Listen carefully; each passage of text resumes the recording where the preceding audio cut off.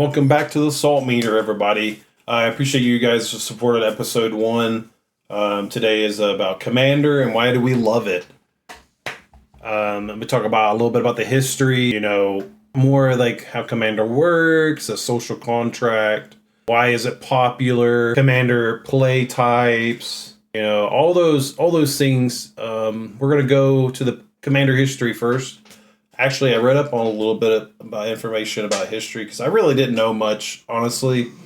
I didn't, when I was first playing, there was no history, like why it was created. We just played and played. Actually, Commander wasn't made by Wizards of the Coast. I did not know that. I thought it was like, oh, boom, here you go, more money, It was actually created by a guy named Adam Staley back in the 90s. Considered Elder Dragon Highlander, which is considered EDH. That was a big thing back in the day. EDH, pretty much the same thing. Commander. It was pretty much like a local play group. Really, it was just for fun. Elder Dragon came from the original Elder Dragons from the Legends set, which players used as their commanders. And then I guess the Highlanders comes from the phrase "there can only be one," which meaning all the you can only have one of each card in the deck, except for some cards do say that you can have multiple of these in your deck, like a rat deck or some things like that. So there was actually a guy named Sheldon Murray or something like that. He was actually a guy. He was actually like, I think he discovered. Hold on 1 second. Sorry. Yeah. So Sheldon Mintry. He discovered EDH through the Alaska judge community. He introduced the format to judges and players at the Pro Tours, and Sheldon and other judges helped refine the rules. And then he was, apparently he was called the godfather of Commander, which is actually a really good, really good thing to do. Think about that. So that's actually a really cool name to have, Godfather of Commander. You're just playing, And actually, Wizards actually officially started making pre-constructed decks in 2011, and Commander exploded. Which I think I started in 2018. I didn't really know Magic until 2017, and I didn't really play. So when I was actually in the military. Well, I take that back. In 2017, I did start, but 2018 is when I really hit onto it. That was when I was getting out of the military. So it became really popular then. Commander is probably one of the most popular casual formats. Everyone brings your legendary creatures, your Commander products. Format. It was created by the little Alaska group with that guy, and it just exploded. It's so funny how Alaska was the place to start at, How Commander works. Commander works with 100 cards. You can only have one of each card, except for some like rats and stuff. Have it to where you can have multiple. There's a command zone, colored identity. Color identity means whatever color is in the top right of your card is what colors you can use. Or cards that have at the very maybe I can come find a card. Let me check and see if I can find a card to show you. So like this one right here, like green, green, that means you have to play with green. And then like in the description, if it has different colors, you can use those. Like activated abilities and stuff like that. There's a lot of commanders with 5 different colors. You start with 40 life. 4 player games. Sometimes some people play more than that. Like I played at a 12 player commander table before, and it's crazy. And then 21 commander damage. So your commander hits them with 21, they're dead. Don't matter about their life. Who cares about their life? Hit them with your commander. There is poison counters still. 10 poison counters to kill your opponents. Each opponent can't just most people can swing. I think there's a card that actually you swing at one person, it gives everybody a poison counter. I think there's a card like that. I forgot the name of it. The commander isn't just about winning. Okay, you gotta you don't want to be like, oh, you know, I'm gonna win anyway. You can't. I don't like the. I like the interaction. I know you're like a lot of people are excited to win. Okay, but you just gotta respect the table. You know, read the room. You know, if like you know, just have fun. There's a lot of you know a lot of people get mad when they lose, and that's not the thing. You know, like you want to have fun. You know, and then why is Commander so popular? So unique decks. You know, you got politics, big plays, thousands of commanders, like so many, and you know, you just have fun together. You know, that's one big thing is always to have fun together. Is go back to you know how Commander works. Commander works in mysterious ways. Everybody chooses their own, you know, exciting way, you know, colors and you know, there is some that you can build decks that like just around that damage. You want to get the 21 commander damage. You could play all kinds of cards that do that, like extra combat steps. Just like my Adriana, I forgot what her name is, Adriana deck. It's a melee deck, and I try and build it around a straight melee. If you don't know what melee is, when you attack, you get +1/+1, and for all your creature, because she gives every creature melee. So every creature, actually, I could probably show you her real quick. Let me show you her real quick. So this is Adriana, the captain of the guard. She's a 5-drop. She has melee. Whenever this creature attacks, it gets +1/+1 until the turn for each opponent you attack this combat. So it's a lot more you want to attack, keep attacking, attack. Other creatures you control have melee. So any of my creatures have melee now, and they do the exact same thing when they attack. Usually, I've attacked with like 6 different types of creatures before, so all my guys got buffed, and then I get an extra turn on that one, so that will give me, you know, the we're gonna go back anyway.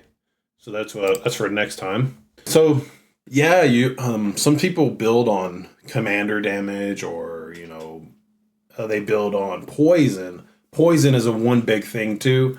A lot of people play poison. I've seen some of people play poison. Not as much as not that much really. Like more people want to like combo off and you know stuff like that. It's just like the social contract with Magic is to have fun. Like even in like tournaments, like it's to have fun. Obviously, if you want to play competitive EDH, you could do that as well. That's more people that want to like you know get into it really good and try and beat people as quick as possible.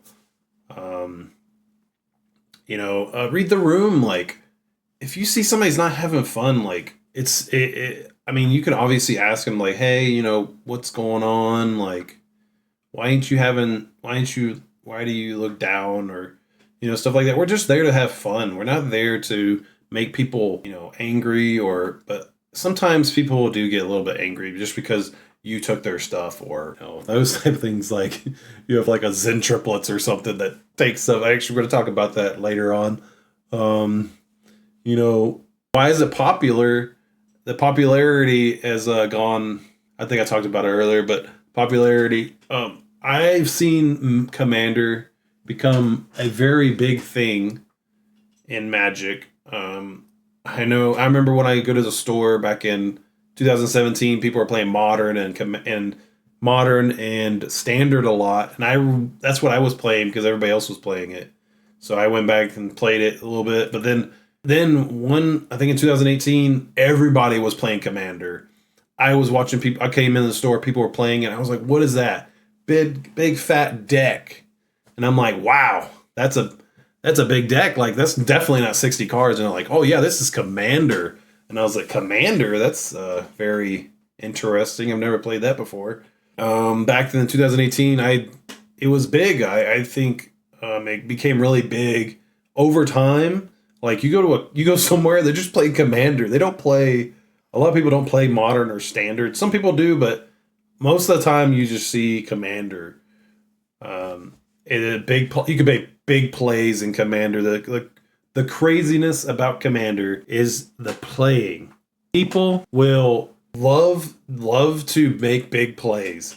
They'll sit there for like 10 to 15 minutes trying to come up with a way to beat you. And then they'll think about it in their head, the combos and the math and how they can win. And that's just one great thing about Commander is, and then the next card that you play, sorry, the dog. And the next card you're gonna play is the card that's gonna be the card that you win with, or the card that you lose with. Because mostly, I always pull lands, so that's the best thing about Commander. You never know that it's always in the heart of the card. That's it, as they say. I guess the heart of the card. I want to ask a question about everybody. What got you into Commander? What got me into Commander was back in 2017 when I was in the military. Had some friends come over. They said, "Oh, you should try this card game," and I was very skeptical of it. I really didn't play. I played video games a lot, but I never played card games. I thought it was gonna be like Uno or something crazy. But the best thing was that they were like, "Hey, just watch us play a game," and I was blown away by like how much. There's so much stuff going on. I couldn't understand it. And there was just so much. Like, you got the lands, creatures coming out. And this guy was making so much going on. And I was like, wow, I need to learn how to play this. Like, it seems like a fun game to play. And, back then they didn't really have some of the commanders that I like now. But it was very great. Like, everybody was playing back in the day.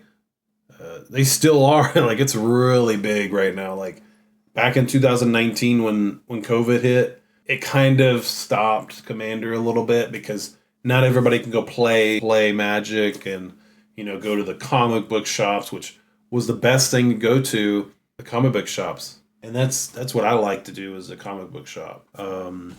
I want to get into Commander player types.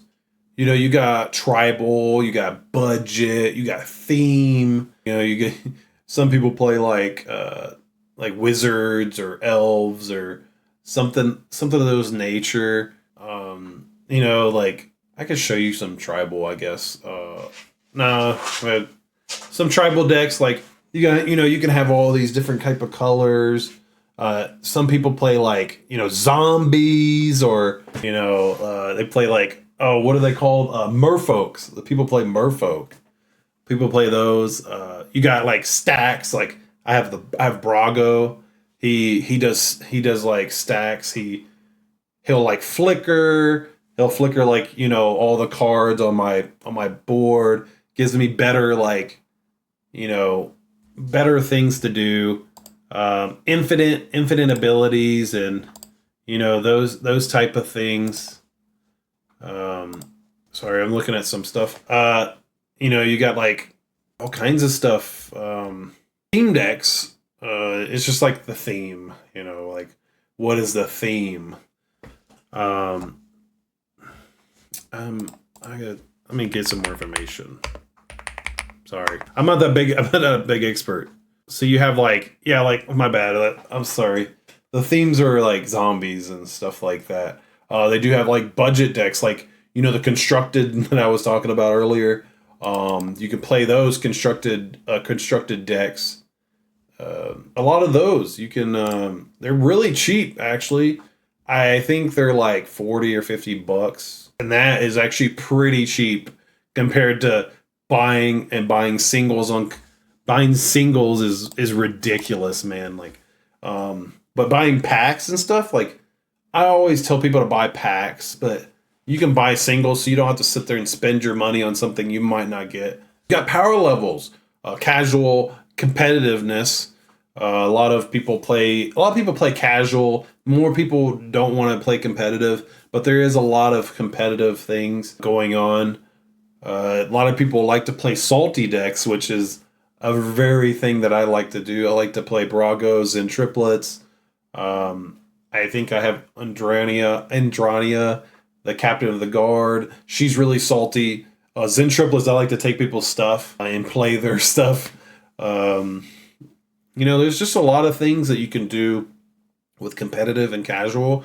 A lot of people like to play the casual decks, like you got what is that? What are they called?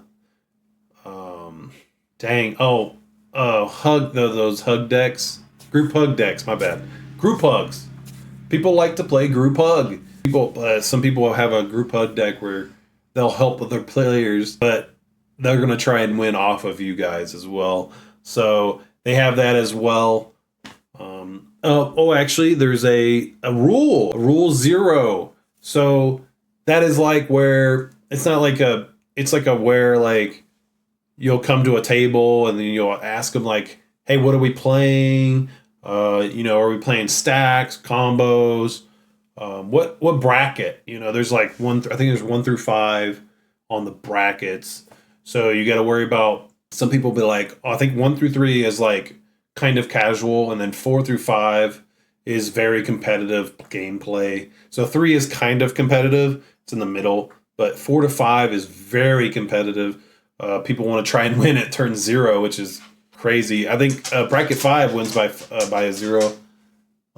Sorry, my dog's getting up. But the brackets, I think they got 1 through 5. I think most of them, like 1 is very, very low, like not that bad, and 1 through 2 is not bad, but 3 is middle. So we got those, and then match deck strength. So that tells you the strength of the decks and which one is gonna beat the other one. But there is some decks like some of the budget decks are really good. They come with like really good cards. I bought one for like $60, I think, and one of the cards in there was worth $25. And I was like, whoa, like you don't see that. Like you just go buy a deck online, you're gonna spend $500-$600 trying to get the best deck you want. They're really expensive. Some cards are expensive, some cards are cheap. So you guys stay into that lane, I asked a question, what type of commander player are you? Let me know in the comments, like what kind of player you are. Me, I'm more of a salty, fun guy. Like I'm not competitive at all. Like I just like to mess with people and do a little bit of salt here and there, and that's one thing. And then so hey, I got some cards I want to show you guys. Let me get to this Skyfall. So we got Zen triplets. Zen triplets says at the beginning of your upkeep, choose target opponent. This turn, that player can't cast spells or activate abilities and plays with their hand revealed, and you play lands and cast spells from that player's hand this turn. Meaning, I pretty much take over your hand. There's another card, I forgot the name, but there's a card that actually lets me do this twice. So I forgot the card name. I have it on the top of my head. Dang it, I forgot what it was. But there's a combo with this card. There's another card that targets this ability, and it'll give me another person to look at their cards. I usually try and play people's lands. People hate that. I'm like, oh, thank you for your land. I don't even care what color it is because I can cast it. It doesn't matter what color it is. And then I can cast spells from his hand only that turn. So, that's one good card. I think I can maybe come up with some other. So they have like the rules and stuff about this card. This is Scryfall. If y'all didn't know that, this is Scryfall. It tells me about all the cards, the sets, and the Dragon Secret Lair is actually pretty dope. So we got Genetaxius, Progress Tyrant. This card is a 7-drop. It's pretty up there. It's up there. But whenever you cast an artifact, instant, or sorcery card, copy that spell. You may choose new targets for that copy. This ability triggers only once each turn. Whenever an opponent casts an artifact, instant, or sorcery spell, counter that spell. This ability triggers only once each turn. there's a lot of wording right there. So it's pretty much like I cast an artifact, right? Copy that. So like, let's say I play like a Soul Ring. I can copy that spell, and I may choose new targets for that copy, which would be like, I don't know, like give it to somebody or something. Like, and then whenever I cast a artifact history spell, whenever an opponent does, it counters it, and then that's only once each turn, but that's on everybody's turn. So anybody that plays anything, it's going to be countered. Artifact or insert sorcery, not creatures, but anything else they play, they try and counter my stuff, or I play something and they try and counter it. It's going to counter it by itself. So it's a pretty OP card, pretty salty. This pretty much shuts down a lot of things, and then it makes your artifact deck way more powerful. As you can see, it's legal in Commander. There's some things that's not what alchemy is, to be honest. But they have a lot of cards with this. I think I can can I check? Or is it only EDH that I can check to see? I think I can I don't know. I don't think on here you can't check stuff. But anyway, so those are some of the cards. That's my spotlight for those. Those are pretty decent cards. I think I was gonna show you guys Urza as to. Let me try and get that one up here. I was going to show you the Urza Lord High Artificer. When Urza Lord High Artificer enters the battlefield, create a 0/0 colorless construct artifact creature token with this creature. Gets a +1/+1 for each artifact you control. And then you tap an untapped artifact you control. You get one. It's like 1 mana, 1 blue mana, and then you pay 5. You can shuffle your library and then exile the top card. Till in turn, you may play that card without paying its mana cost. That ability is pretty good, but most of the time, the ability that you want is the entering ability. This creature enters the battlefield for each 1/1. It gets 1/1 for each artifact you control, so you can make multiples of them, and then you can tap those artifacts that gave you mana. So that's pretty dope that it can do that. This one actually is, so these are, I'm just showing you these cards because these are mostly commanders that you'll see out there. I play more Zen triplets and stuff like that. So common mistakes in Commander: too few lands. People put not that many lands in there. They think, oh, I'm putting too many in there, but I think it's like 36, if I'm not mistaken.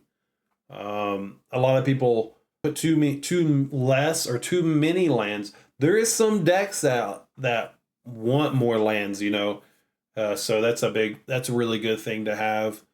I haven't played one of those. I've actually seen somebody play with 99 land, or it was 98 lands or something, and then their commander, and then one card in the deck that's the only card they wanted to get, or something like that. Some craziness.